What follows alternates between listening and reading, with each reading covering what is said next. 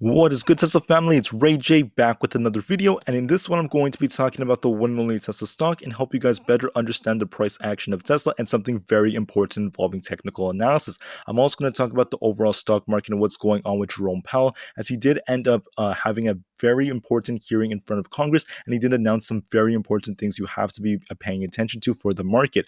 I'm also going to talk about the latest pieces of news affecting Tesla and what Elon Musk, the man, the myth, the legend Elon Musk, has been putting on his Twitter page that makes me very excited for the future of this company. Now, before I say anything about Elon Musk's Twitter, before I talk about what's going on with the news and Jerome Powell and Tesla's share price, I do have to mention some very important things first. The first thing is I'm not a financial planner, so please don't take this as financial advice. And also, if you guys can, please smash the like button if you want to see more videos like this. It not only benefits me, it benefits the entire Tesla community as a whole. And the last thing is, if you guys can, please check out the Moomoo link down below in the description. If you do sign up for Moomoo and deposit $100, you're not only going to qualify for up to 5 free stocks, each worth up to $3,500, but you're also going to have access to the Hong Kong exchange and different exchanges by using Moomoo's amazing trading app and platform. So if you want that opportunity, guys, check out the link down below. And with that out of the way, let's get on with the video. So looking at Tesla from the one-day chart, we're up 1.8% for the day, looking pretty healthy. Now,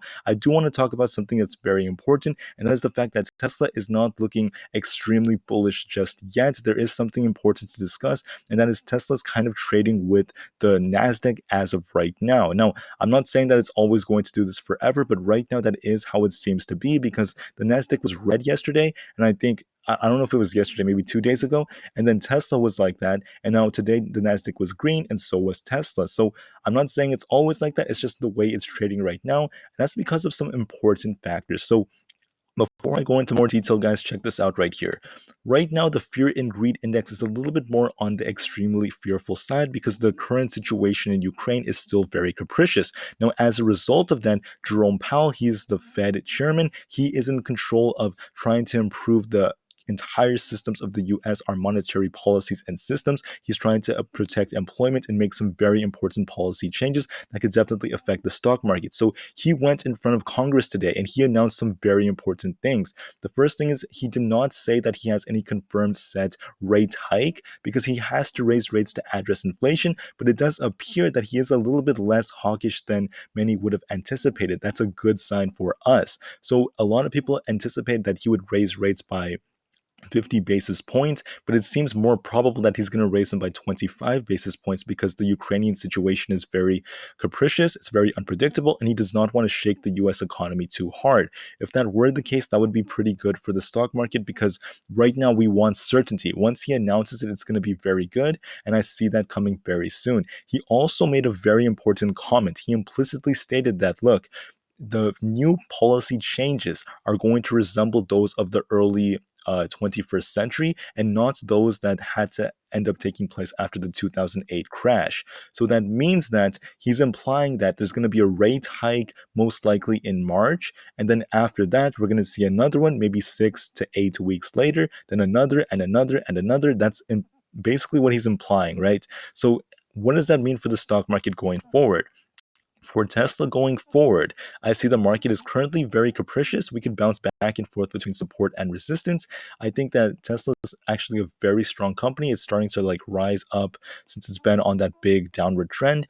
But the thing is, the market is just not in a perfect state quite yet. It's not, perfect yet. So Tesla's not going to just explode overnight. There are some bullish catalysts for the future. So for the end of March, I see Tesla potentially releasing them opening up their Berlin Gigafactory. That's going to be massive. Also, on April 7th, they're going to have a big opening party for the Berlin one. So those are going to be big catalysts, but those are many weeks away. So before we get there, guys, we could see some downside. I have to be very honest with you guys because Tesla is currently trading with the Nasdaq. It's not in a perfect state. And even though we're starting to run up in this trend right now, you could draw like a trend line here and show this run up. What's happening is we ran up really hard because there was not that much resistance in these ranges. But now as we're starting to go higher and higher and higher, we're hit by more resistance. So what I see happening here is there's actually a gap fill right here. I'm not a gap fill, a gap. There's a gap right here. If you zoom into it, it's at between 810 and 814. Now, I'm calling this out because I'm not guaranteeing that it has to be filled. Gaps aren't always filled. So if you look at Tesla's chart and you see a gap at 100, it doesn't mean Tesla's going down to 100. They don't always have to be filled, but typically they are filled. At least the large majority of the time when I've shown them, they've been getting filled. So that is a bearish catalyst for Tesla, or at least a bearish indicator. But at the end of the day, it's not too scary in my opinion. I think that Tesla is kind of trading with the Nasdaq right now. And if there is some major announcement from Jerome Powell, or if something happens involving Ukraine, we could see some red. So Tesla's currently trading in this range. We have resistance at 880. We also have resistance around the 890 and 900. So three very key levels of resistance. Let me just draw it out for you guys one last time. Right here.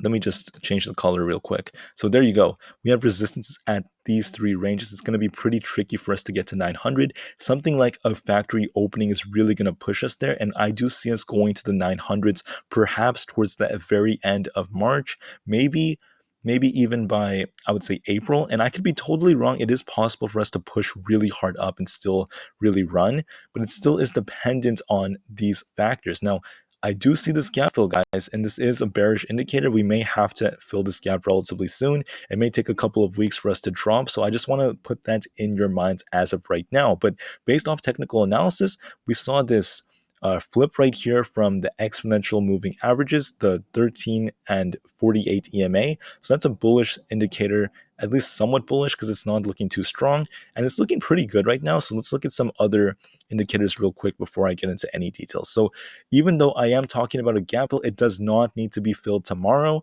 I'm not saying we're going to drop tomorrow. Let's just look at what these indicators are showing. So I'm seeing this flip from the 9-day moving average that is flipping with the MACD, and we are starting to see some momentum that looks pretty good.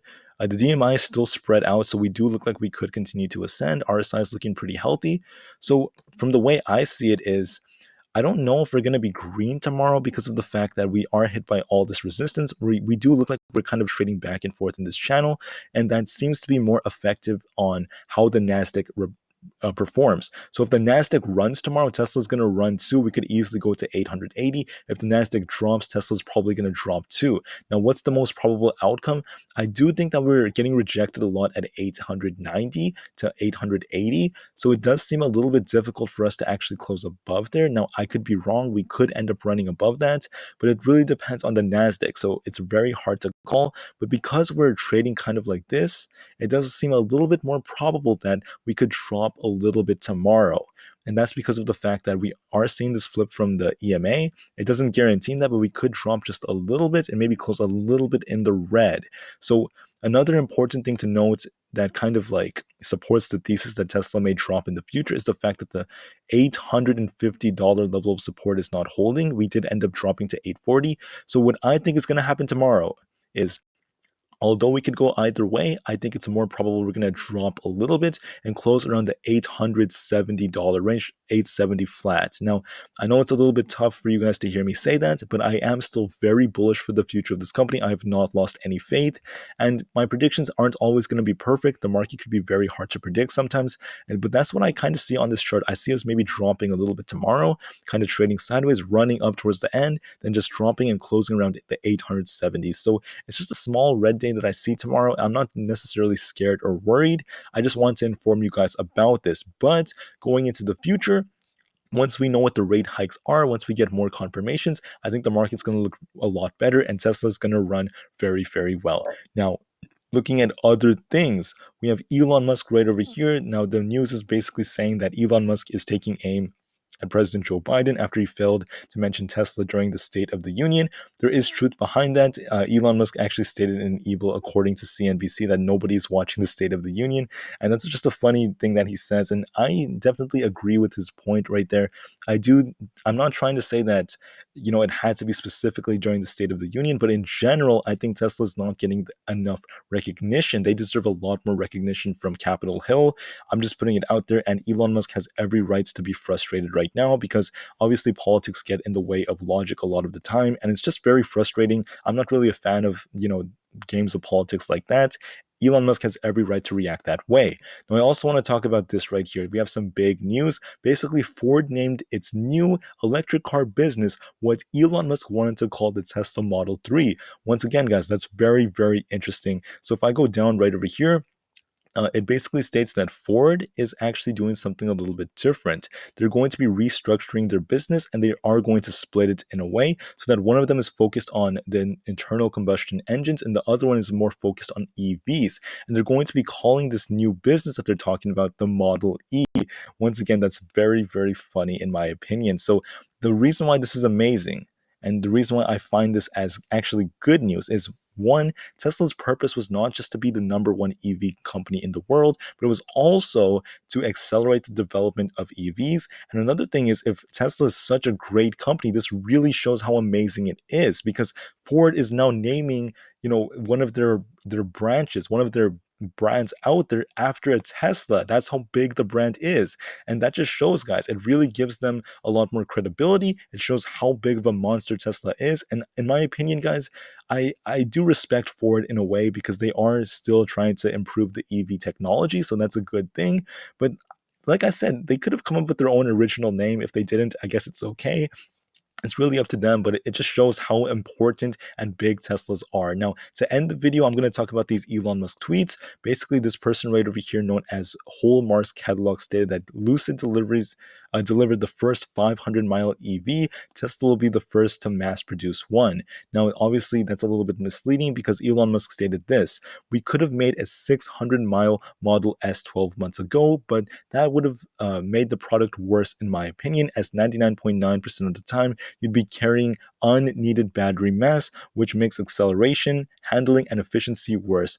Even our 400 plus mile range car is more than almost anyone will use." So he does have a good point about that. But the thing that you guys have to take away from this is that Tesla's constantly trying to improve their product, not make it less efficient. And over time, the miles are going to get better and better. So it's not concerning, in my opinion. It's actually amazing news. And I don't want articles like that to really mislead people.